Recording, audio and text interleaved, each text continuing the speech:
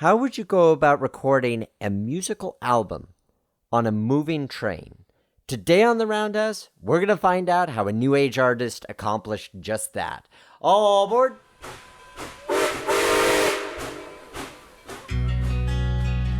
In days past, the roundhouse was where the railroad worker united with the steam locomotive, each to prepare for the journey ahead. Today, it's where we examine the history, the industry, the machines, the hobby, and the passion behind railroading. News, interviews, stories, and more. So climb aboard. This is The Roundhouse.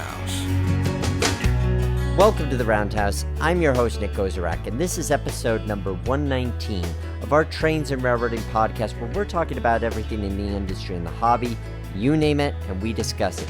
Today, we're talking to Cheryl B. Engelhardt, who is a new age composer and musician. Her latest album, The Passenger, was recorded on a cross-country Amtrak adventure. We're going to learn about how she made it happen, what her thoughts were traveling on Amtrak, and listen to a little bit of her music. Before we get to that, though, I want to thank those of you who are supporting the Roundhouse podcast on Patreon. If you go to patreon.com/the Roundhouse, for as little as $1 a month, you're going a long way to supporting the show. I'd like to thank, in particular, Jose Alves, 8-Bit Rocket, Bolo42, and Thomas Wyndham for recently becoming part of the Roundhouse crew. Again, patreon.com/the Roundhouse. I also want to thank the Age of Steam Roundhouse for sponsoring today's episode. You can step back in time to see the culmination of Jerry Joe Jacobson's vision and explore his period-correct, accurately constructed brick roundhouse. For more information, visit their website at ageofsteamroundhouse.org.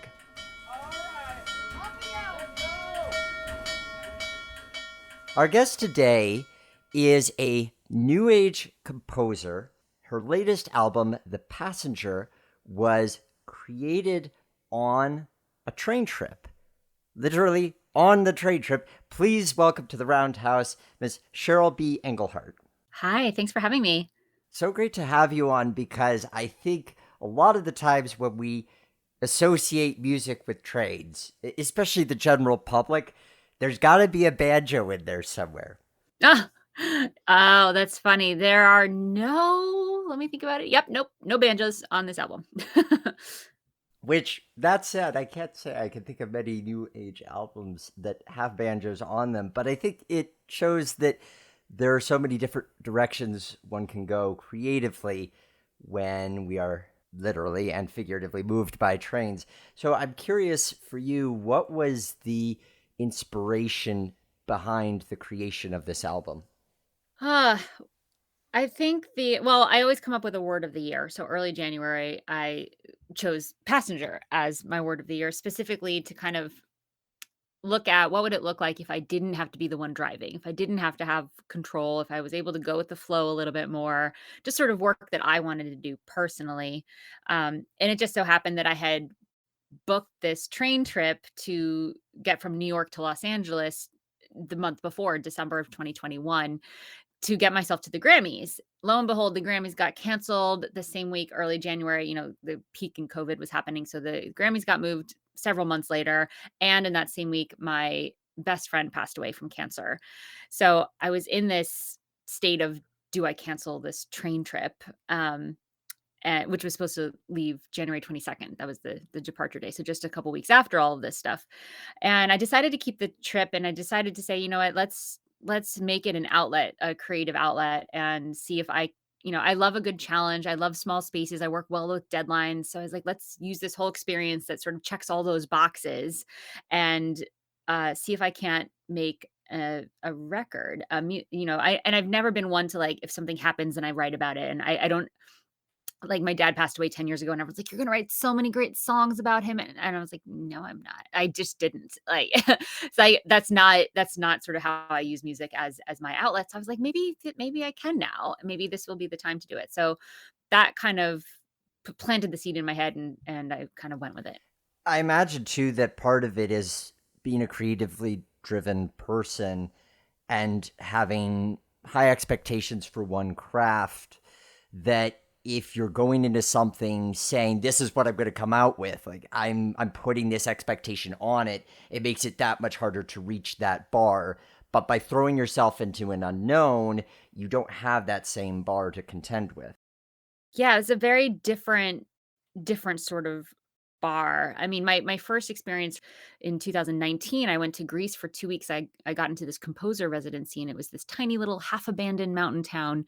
You had to take a plane and 2 boats and a goat and a truck, like you just to get there. And it was such a unique journey just to get there. And I had no idea that I was going to have this stone room with a grand piano in it. That was going to be my space. And it was gorgeous. And I also knew that I wasn't gonna be able to recreate the sound of that piano once I left, so I was like, "Okay, I've got 2 weeks if I wanna do a piano album," which was not my intention. My intention was to go write some lyrics. I didn't even think there would be, musical instruments there. Um, so I was like, "Okay, I have 2 weeks to record." I brought some recording gear, so I was like, "This sound is so beautiful and so unique. We're doing a piano album, and I've got 2 weeks to write it and record it and get it done because there's no coming back here." Really. So that was the first time I was like, all right, if I just sit down and do the work, it's not about waiting for inspiration to hit. It's just knowing that I said, this is what's going to happen. Let's see if I can do it. And do what it took to sit down and do the work and make it happen. And that's kind of what happened with this train trip. A uniqueness of the sound too, and the environment in which it's being created. You have an instrument in a location, and I think a lot of people think of music production as something that happens very clinically. It happens in a studio and controlled environment, or it happens live on a stage, but still a sense of sound mixing and control. It's unique that you're looking at this from a standpoint of here's the environment and here's what I have to work with. And if I want to capture this, I have to do it here and now. Exactly. I mean, you're not wrong. I do think that most, especially in electronic music and in new age, there tends to be in the ambient space as well, a lot of gear, a lot of synthesizers and production and like studios that are dark. And that's just never been my vibe. I used to intern at a recording studio and it was so educational, partly because I learned a lot of technological things that have really served my entire career, but also because I learned that I don't want to work in a studio where there are no windows.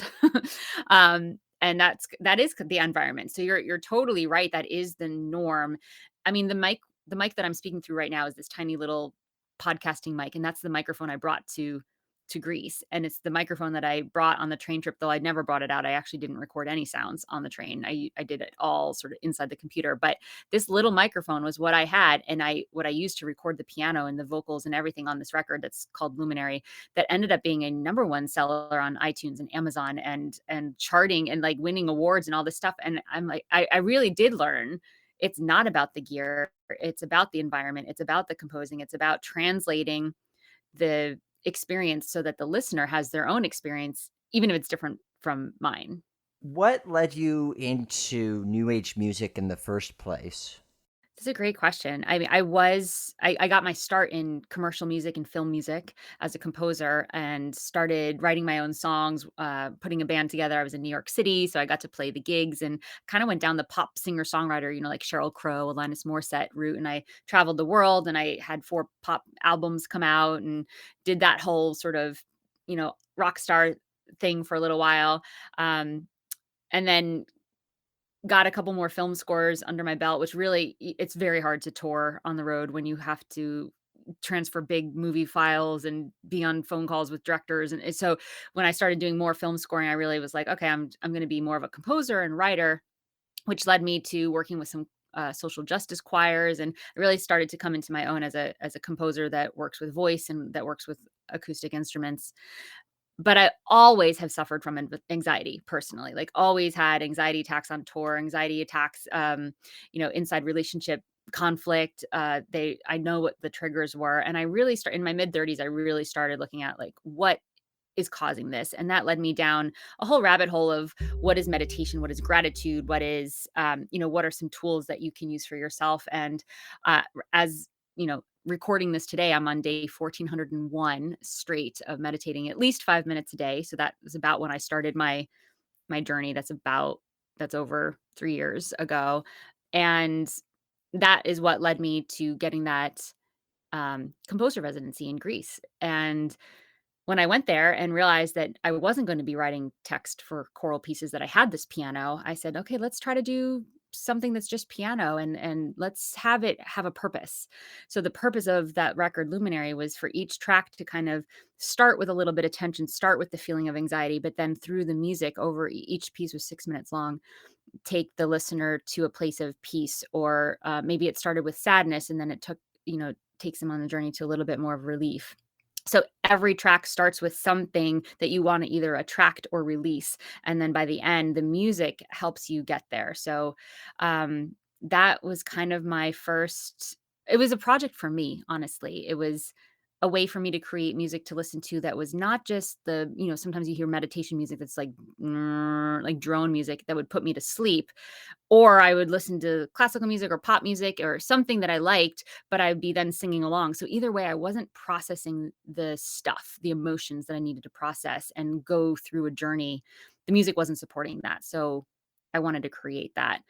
And then when this record came out, that was just this little sort of side project for me, and it did so well. I was floored. Like, I had hit all of these goals that I had always wanted as a pop artist that I kind of happened by accident with this record. So that was the first of 3. The Passenger is the 3rd record in my new age catalog, so to speak. This idea of flow and having music that feels like it's getting to a specific place, unlike the drone music, but isn't too prominent or too invasive in the experience, that fits really well in general with just the idea of a long distance train trip where so much of it is just this sense of you're moving from one place to another, but if you're on that train for days at a time, it's almost as if the world's standing still because the train itself, the conditions inside the train, you're talking with other people, you're having experiences, but you're in this one environment that just happens to be traveling through another. So it's an interesting juxtaposition, and one that I think lends itself to the mentality that you're applying to this music. Yeah. I mean, it's a really, you kind of hit the nail on the head there.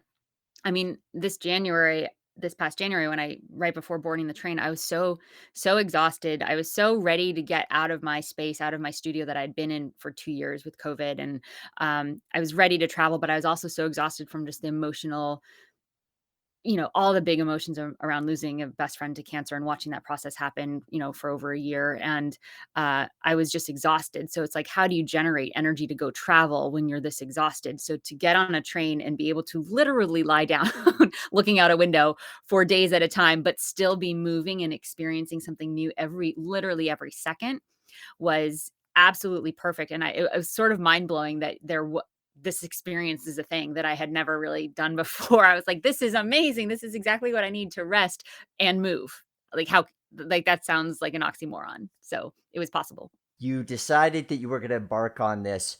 What does one pack if you're saying, I'm going to record an album on a train? How do you prepare for that?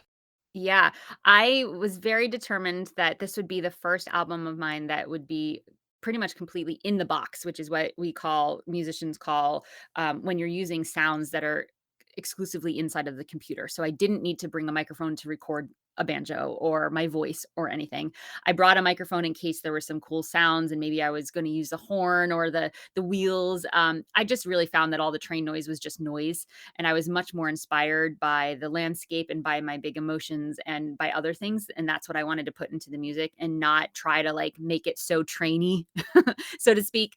So I had my laptop. I had a tiny little keyboard. It has about 15, 16 keys on it that fit in my backpack, that I could connect the little piano to my computer, and I would play it, and I could tell my computer, okay, now I want this to be a synthesizer sound or a trumpet or I didn't actually use a lot of traditional sounds, like trumpets or violins or anything, but I could tell it to be, let's use this cosmic synthesizer that sounds like, and then I would tweak it and use the program that I was using to make the sounds my own. And so I composed that way. So sort of playing the piano, but then dictating what the sound would be inside of the computer. So I basically walked around and sat in the dining car and the observation car and in my room with headphones, this tiny little keyboard, and my laptop open. And that's how I created the record.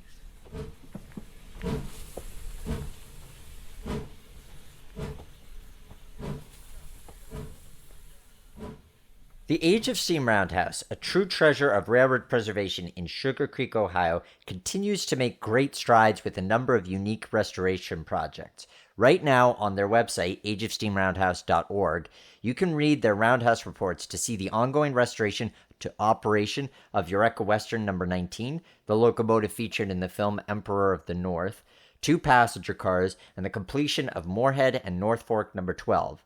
To plan your visit and experience tours and special events, check out their website at ageofsteamroundhouse.org and follow them on social media.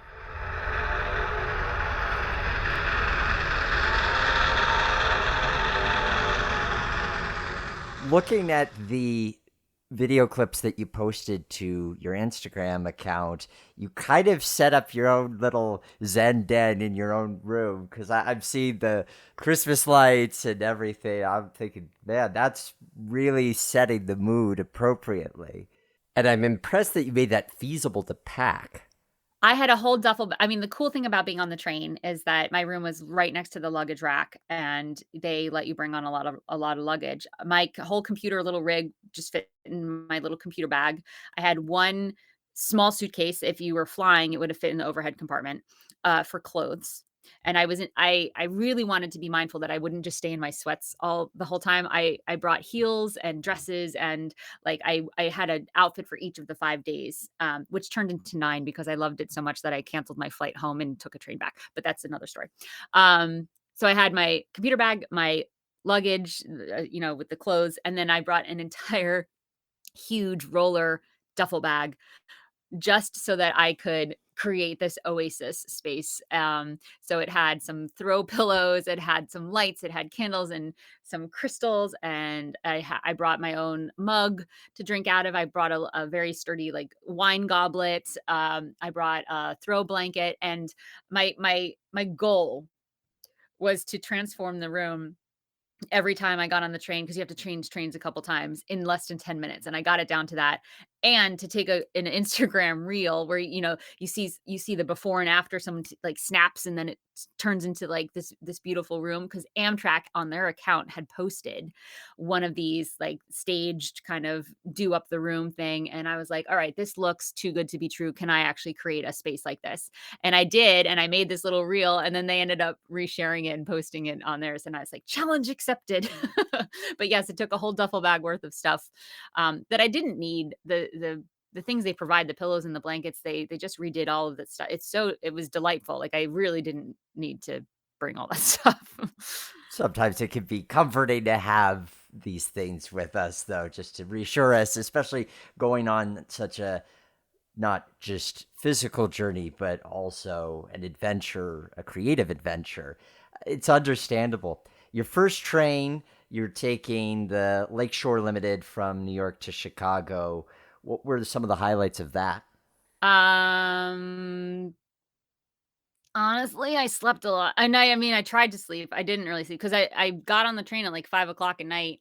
I mean, I love the Hudson River, so you're going along the Hudson, which is amazing. And then you're just sort of making all the stops through New York, Albany, Buffalo, and then you're going through Cleveland at 4 in the morning. So for me, it was really getting used to the roomette, the small room I was in. I thought it would be cool to sleep on the top bunk, which is I think it's a little narrower, and it was a little the higher you get on the train, the more movement there is.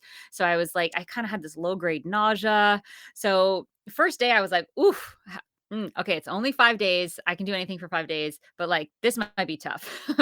Got to Chicago, in the morning. I had about a 6-hour layover, and was kind of like walking around the station, like wondering why the station was shaking. Like it felt like I like the movement didn't stop, and I was like so exhausted, barely slept for more than 10 minutes at a time just because the train horn was going on. It's just such a different environment than you could possibly be used to unless you do it regularly. And then, getting on the next train, I kind of was like, something clicked, and then I knew that it was gonna be fine. So, not many highlights in the first 19 hours, I have to say. Fair enough. And having traveled on the lakeshore, I can understand that perspective. That said, your next train was the California Zephyr, and it's understandable that would be a step up in experience, both scenically and in terms of the comfort and the cuisine. Yes, do tell. Yeah, well, I mean, I heard this several times from different people. I didn't talk a lot to people on the train. I definitely, like, had an easy time writing this music, but I also knew I had a very limited amount of time, and also COVID, I was just, like, kind of not interested in talking to people. But I did hear a little buzz that west of Chicago, the food was significantly better, and that was definitely my experience. The menus were better, the presentation was better, all the things were better. The California Zephyr, I mean, I went from you go from Chicago through Denver, through the Rocky Mountains, and I ended up in Sacramento, and the scenery was absolutely breathtaking to points where I had to just take my headphones off, put the computer away, and just look out the window and cry and just watch these, herds of elk running across the frozen Colorado River, literally feet below the train. Just so many moments of like feeling like you're in the scenery. And I think that was so unique, especially having come back. I went the Southwest Chief, which we can talk about that train, but that was different. It was like watching scenery from a distance versus the California Zephyr. You're in the scenery.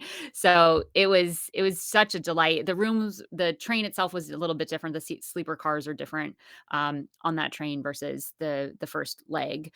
They were, they were just as nice. Like I said, the food was better. The train was a little more crowded as we got closer to Denver, so I stayed more in my room, a little less in the cafeteria car. So yeah, that is, I mean, I have a song named, after the Zephyr because that train was super special, so I definitely had to name a track after the California Zephyr. It's called "The Zephyr Remembers." The Zephyr as a concept, the name goes back several decades pre Amtrak, and there were other trains with that. When I saw the track title, I thought, yes, this is fitting given the context of the album and given the history that name carries with rail travel. Yeah. It actually means a soft, gentle breeze. Like, that's the definition of the word Zephyr, which is just kind of perfect for so many reasons. Fits exactly. You rode the train all the way to Oakland then?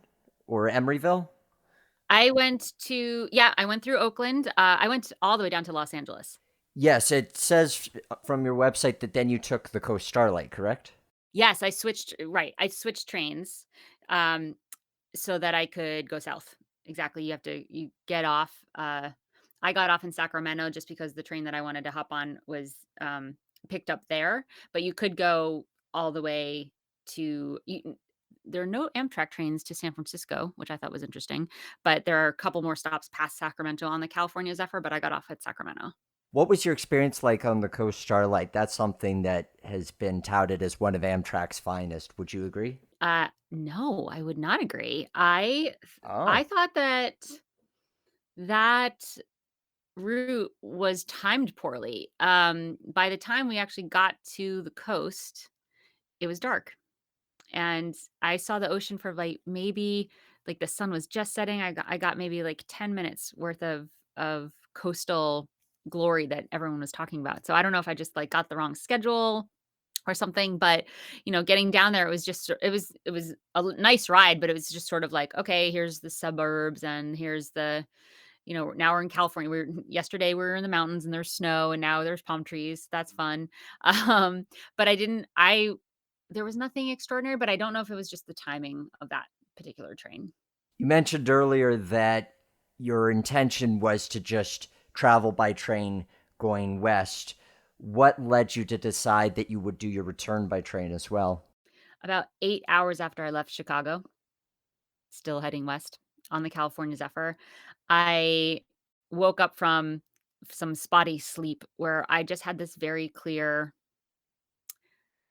like, you have more to learn. And that was like the message that I got. I knew that I was going to be on track to finish the album by the time I got to Los Angeles, which was my intention to do 100% of the composing and producing on the train. And I did. I actually did 12 tracks. There's only 9 on the album, because I just wasn't really connecting to 3 of them, which is always a good thing to have some to be able to eliminate. Um, so yeah, 8 hours after I left Chicago, I called the flight, um, and I I had to call back and forth because I wanted to make sure that I could cancel the flight still, and I also wanted to make sure that I could get a ticket home on the train. I didn't wanna cancel the flight without not having a way home. So, I had to do a couple calls and putting people on hold and calling back, and I was able to do that when we stopped, because when you're going at 80 miles an hour, it's hard to get good reception consistently, so it was kind of quick thinking and planning ahead with where are the stops that were gonna have the most time for me to make these phone calls and make this happen. So, yeah, it was very soon after I recovered from my low-grade nausea in the first 19 hours and just sort of had this message of, like, this is an experience that is you're gonna be really sad if you don't have more time. And I knew that that was the right decision, because when I got home after 9 days, I you could have told me, "Hey, you have 7 more days on this, or you have another month on this train," I would have been fine. But I also was like, I'm good, I can come home." But when I got to Los Angeles, I had moments where I was like, "Oh, no, it's over." And I was like, "Wait, no, it's not. It's not over." I was very sad for, like, quick seconds when I forgot that, yeah, I had booked a train home. So, I'm really glad I did that. And how was your experience with the Southwest Chief? The Southwest Chief was, it's similar to the Zephyr. You're there. That was the one I got to settle in the longest for. I only had to go from Los Angeles to Chicago and change once in Chicago. So I had another 2 nights, sort of settled into the room there. The the that train had, like, glassware and roses on the tables. It was very empty train, so I spent more time in the dining car, which was really delightful to sort of not have to be in the room the whole time, especially because I had finished most of my composing. I was just doing some editing and tweaking of the tracks on the way back. The scenery was cool going through. I'm not, like, a huge desert person, so going through the desert, you see desert rocks and stuff way in the distance, but like I said before, it was kind of more like, "Hey, there's cool scenery over there," versus being like, you are in it and part of this scenery, which is what I felt in the Rocky Mountains on the Zephyr. So, it was fine. It was a lot it was, relaxing. I didn't feel this need to, like, have my camera out all the time, which I definitely felt on the way out. Every time we stopped, I was on the ground floor, so I was able to, get out of the train on the fresh air breaks and wash my window so that I could not have streaks and dirt in my pictures and videos. Um, so I didn't feel that urge quite so much on the way back, but it was good to be able to just experience the train and kind of let it all settle in and sink in. I want to look at the album and maybe talk about a specific song to get a sense of how an idea comes in the context of the train and evolves into a finished piece. I would say that my favorite piece off the album is The Angel's Lullaby. Let's take a listen to it for a moment.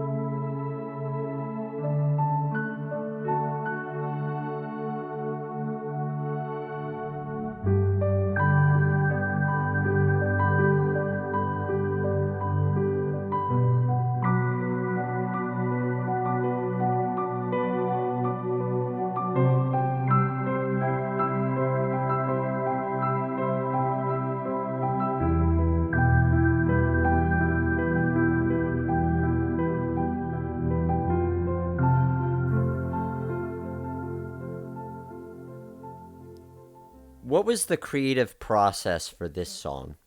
That's so interesting that you picked that one. That's a song that I actually, it starts with these 3 notes, do, do, do, and you hear those 3 notes sort of come back over and over again in different contexts. They were the starting pitches for this, madrigal group that I was in high school for one of my director's favorite songs, and she always told me that she loved those 3 notes together. Um, she passed away when I was still in high school, and it was sort of the first really big death that I experienced outside of, grandparents, and, for some reason, like, I kept thinking of her for the first time in a long time, probably because I was so in my grief of my friend Kevin, and so I kind of was like, "You know what? There are these angels up there," and every night I would wake up and the moon would be shining into my room.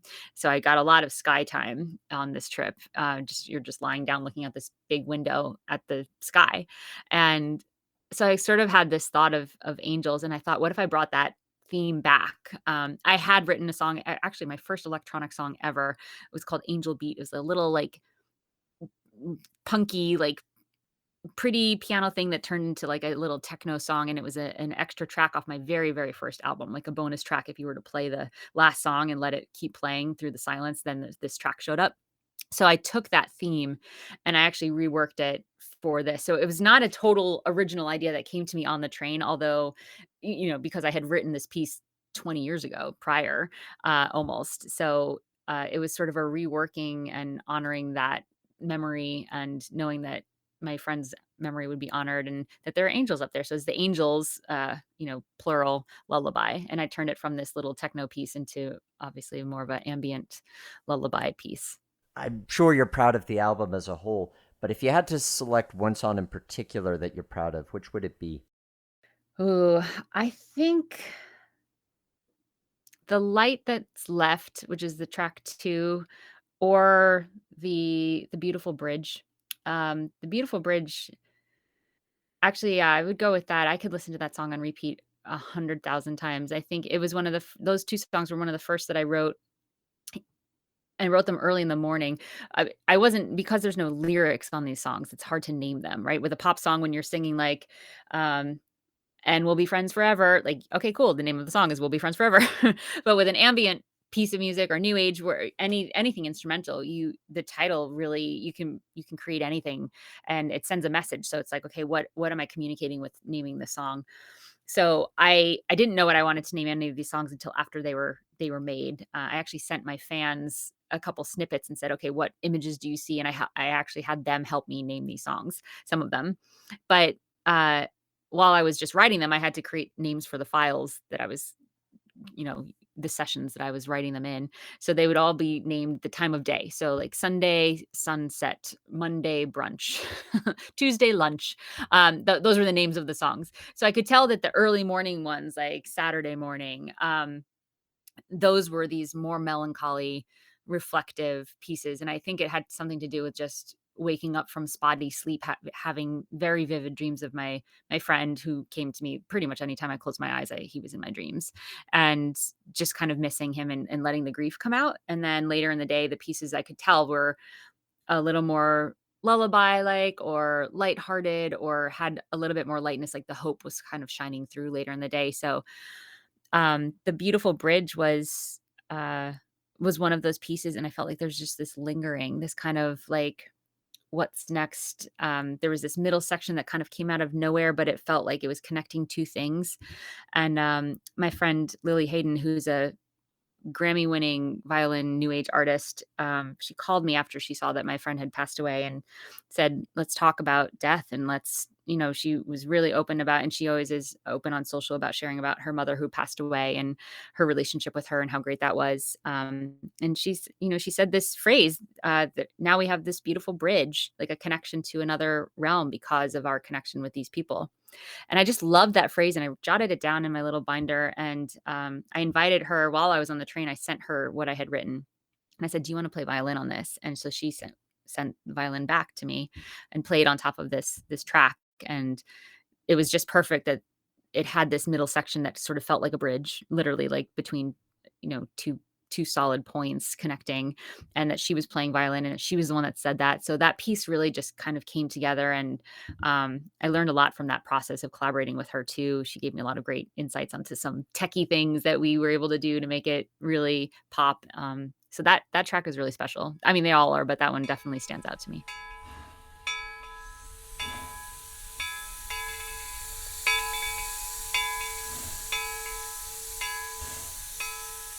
The Strasburg Railroad is an institution in the heritage railroad industry, and its mechanical services department is proud to lead the way.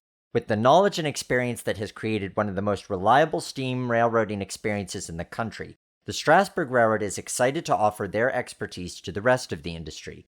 Strasburg's professional team provides consulting and technical assistance to take your steam locomotive or railcar project from idea to finished product.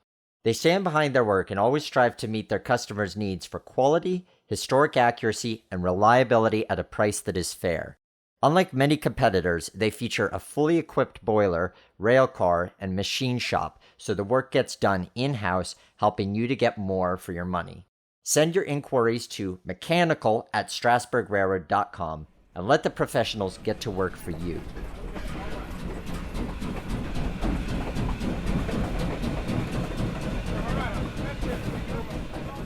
Your album has a number of featured artists.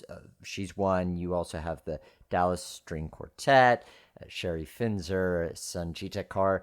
How did you select these people or reach out to them? And were their contributions all done while you were on the train, or were some of them added after the fact? Yeah, the intention was that they would receive everything from me while I was on the train. Everyone got something back to me, while I was still on the train, except for 2 of them, which I was able to just slide in afterwards while I was mixing. So, yeah, so everyone that I chose were sort of people that I had wanted to collaborate with, that I had met recently, like, during COVID.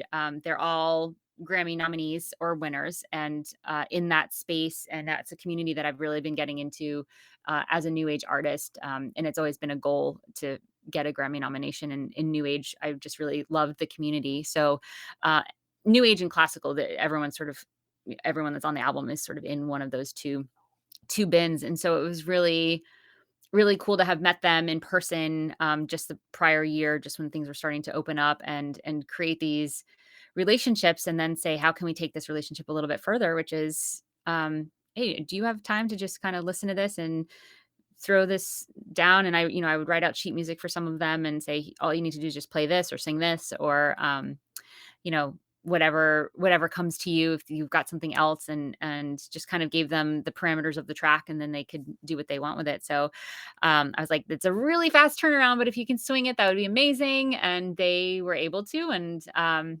yeah, so I mean, I wouldn't think that ambient, very personal, sort of in my own little bubble record would have as many featured artists as it does, but they all said yes, and I wasn't expecting that. So it kind of just worked out that now half the album has these really amazing soloists on them. And for all I know, they could have been on the train there with you. It's solidly mixed.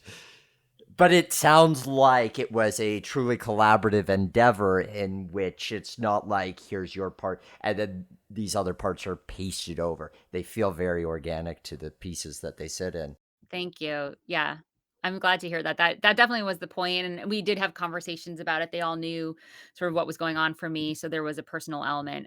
So that was, yeah, it did feel organic and part of the process, and I did get to stay true to the fact that everything was composed and produced on the train. Mixing happened later, which is where you sort of make sure all the things, all the tracks are nothing sticking out volume wise. So that was a perfect time for me to make sure that their tracks, meaning their audio that they sent me, laid in and worked and did all that stuff. So that really happened in the audio, in the mixing process anyway. I can understand wanting to mix the album in an environment where you're not hearing the constant hum of the cars and an occasional horn interrupting the flow. That makes perfect sense. Yeah, I thought I would mix it on the record, but then I mean, I did listen to a couple tracks once I got to Los Angeles, and I was like, "Let's see what this sounds like without the rumbling." And I really thought that there were some tracks, some of the songs that I had written had this, like, nice low bass sounds, and it was just the train. I was like, "Oh, I didn't put a bass in this track. I need to add a bass synthesizer on my way home because I thought I was hearing a bass and it was just the train." So, that was a good indicator that I was not getting the exact picture. I had great headphones. I had a bunch of different kinds of headphones so that I could really check the sound. But at some point, the train rumble is the train rumble, and you're feeling that in your bones. Oh, you absolutely do. Now, Cheryl, we're having this conversation at the very end of March of 2022. The album is expected to drop on April 22nd. What do you hope that people listening to it get from the experience? Mm. My intention is that they experience anything, and that doesn't need to have anything to do with healing or grief processing or anything that I experienced while writing it, but whatever it is that they need. So I just my hope for listening to this is that it brings them some peace if that's what's needed, or that they are able to go through a process that maybe has been a little stagnant or stuck, and the listening of this will allow them even just a moment of kind of relief from whatever that is. And for you, when you got back to New York and you were mixing and finalizing it, and you reflect on this journey you've had as a whole, what did you get out of it? Mm. I definitely got to do the thing that everyone told me that I would be doing when my dad passed away. "You're gonna process so many emotions when you write all these songs," the ones that I never wrote. Um, but I see what they were saying, my musician friends. I think that there was a level of me being able to process and also memorialize my friend without having to do it in a way that I don't know, it feels like it's lasting. I'm at a loss of words. So I feel like I got to create something that will last and that will honor him, but also provide whatever it provides for other people, whether or not they know the story. And I think that that just honors him even more. So, is the sequel album going to be recorded on an airplane? Oh my gosh. I have definitely written a lot of tracks on airplanes. It's one of the things that I do is just whip out my computer and create Oh, tracks really? on airplanes. Yeah, I have a lot of them. I don't actually think any of them are great, but I never thought of that. Um, you ask good questions. I don't know. I mean, I after my Greece experience, people were like, "What's the next island you're gonna create an album on?" And that just hasn't happened yet. So who knows? I don't I don't know what it is. I mean, this is the 3rd year in a row I've created an album, and normally my record cycle is about 3 years. I'll come out with an album, and then I'll tour around it, and I'll do all the release things, and I'll do the Grammy nomination pitch. I take a couple years, and then I start writing the next one, and then I practice, and then I'll come out with another album, like 2004, 2007, 2010, 2016. Like, I had a big gap between some of those. So to have one come out 2020, 2021, and now 2022, this is sort of the surprise album. I think there might be some other projects after this. For example, I wrote a Broadway musical with my friend that passed away, and we talked a lot about what the next steps are for that musical. And I think this might be a good time after this record to maybe start focusing on getting that off the ground. That seems like it could be a really exciting project. You mentioned earlier that you like challenges. So, I know you might be sick of trains at this point, and I would get that. Nope, never. Oh, good. That's great. Well, I'm going to give you a challenge. Okay. I would love to see you do an album that's recorded behind a steam locomotive on a tourist railroad or something like that. Ooh, I would love to even go on one of those. That would be amazing. Oh, you haven't? Oh, then you definitely owe it to yourself. But also because what I think could be interesting is the fact that it seems like for this album is really about the journey and about how the train brought you into the landscape. But steam motive power being this very organic process, you're burning coal or wood and heating up water to steam, as opposed to, say, a diesel locomotive where it's a refined product. I would love to hear what somebody's take on what the sights, sounds, smells, and experience of a steam locomotive is So it becomes a little bit more about this machinery, but this machinery that's kind of sort of rooted in nature. So there's my challenge. I love it. All right. All right. You can do your Broadway musical. And again, if that's the next thing on the list, but within the next 10 years, I'll give a wide margin. Okay, great. A wide range there. The Passenger comes out on April 22nd, 2022. You'll be able to get it from Amazon, as well as check out her website and Instagram, which are linked in the show notes. Cheryl, thank you so much for joining us here on the Roundhouse today. Thank you so much for having me. And now, the question of the day. Last time on the Roundhouse, we were talking to Kelly Lynch, Director of Special Projects for FMW Solutions and Vice President of Fort Wayne Railroad Historical Society, keepers of Nickel Plate Road, number 765. Matt Miota left a comment that I thought was worth sharing in response to having Kelly on the show last time. He writes, "My personal experience on how I noticed the principles he discusses in action goes like this. Back in the early 2010s, I began noticing the 765 and everything they were doing thanks to Kelly's efforts. My wife ended up buying me the Listen for the Whistle video he produced as a Christmas present. That has to be the best railroad preservation video ever made. I have let my non-railroad friends watch it, and they can't believe how good it is. So this inspired me to keep following the group. Back in 2018, they ran the Joliet rocket trips into Chicago, where everyone was encouraged to be dressed up in 1940s attire. My wife and I left the kids with the grandparents and flew across the country for the event. It was fantastic. I have since become a member of the Fort Wayne Railroad Historical Society and have donated to some of their projects directly due to Kelly and the FWRHS's work. It is amazing to watch those principles he talked about in action. There are many organizations that do a great job, but the topic of continuous improvement is something all heritage railway organizations can benefit from. Thanks for the interview and great podcast." I'm glad that you enjoyed it, Matt, and thank you for sharing that with us. It's good to know that you're enjoying the guests, and I think it demonstrates how much it's important to make people feel like you're part of a team, and it's not limited by distance. That leads us to the question of the day, which is, what makes you feel part of a team in a railroad organization? And a couple of responses that I chose to share here, although there's longer versions of these comments on our Facebook page for the Roundhouse podcast. But the snippets I want to share with you today, first from Christopher Homko: "Team is synonymous with family.